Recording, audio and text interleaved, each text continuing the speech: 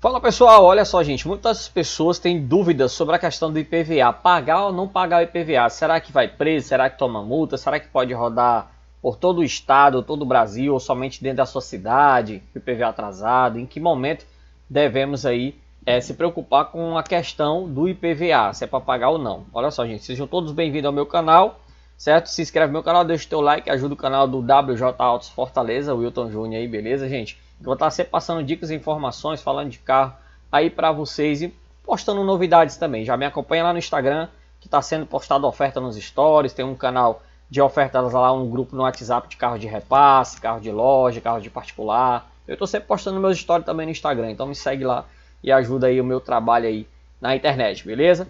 Então, gente, olha só.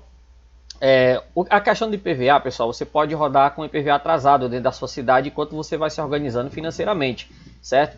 Mas o problema é que quando tiver perto do licenciamento do carro, para pagar o licenciamento, você só pode pagar o licenciamento se o IPVA tiver pago, tiver quitado. Geralmente demora 2 dias úteis para o IPVA ficar ativo quando você paga, tem que esperar 2 dias.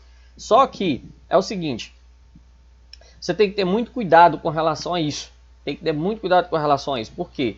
Se você não acabar não pagando IPVA e não conseguir tirar o licenciamento e você andar com o seu carro com o licenciamento atrasado, você perde seu carro. Porque na verdade aqui no Brasil nós não temos nada, pessoal. Nada é nosso. Tudo que a gente tem, a gente paga imposto para poder manter o governo, manter o sistema. Então essa é a verdade, certo? Duas coisas que eu queria falar aqui com relação ao IPVA e a questão da tabela FIP. Tabela FIP também, gente, é uma estratégia que o governo tem, que o governo mantém aí há muito tempo para poder sugar dinheiro das pessoas. A tabela FIP é o que define o preço dos carros. Só que isso é a maior enganação, gente. A tabela FIP é só um meio do governo tirar 1%, né, 1% dos carros aí para poder ter a base justamente da questão do preço do IPVA. Eles tiram aí de um carro de 100 mil, né? Eles vai pagar um IPVA aí, né? Na verdade são 4%, né? Um carro de 100 mil vai pagar IPVA de 4% aí, de 4 mil reais, tá entendendo? Então, cara, 10% é 10 mil, né? 4% é 4 mil reais. Então vai pagar um IPVA caro pra caramba, entendeu, gente? A base do IPVA é mais para isso, para eles terem a noção do valor do IPVA que eles vão receber. Eles estão preocupados com o preço de mercado do carro, não nem aí não, porque às vezes um carro de 100 mil, ele com 20 mil quilômetros rodados é um preço, mas ele com 100 mil quilômetros rodados é outro preço, é muito mais barato. Então, o que vai definir o preço do carro é o mercado. É o mercado, é a procura, a lei da oferta e da procura, entendeu? É isso que vai definir o preço do carro, a qualidade do carro, a quilometragem do carro, a manutenção do carro, né? Ali o estado de conservação do carro, a procedência, o histórico.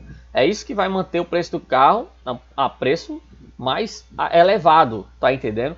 Mas a FIP não é para definir o preço do carro. Você pode comprar um carro que na FIP está dizendo que é 60 mil.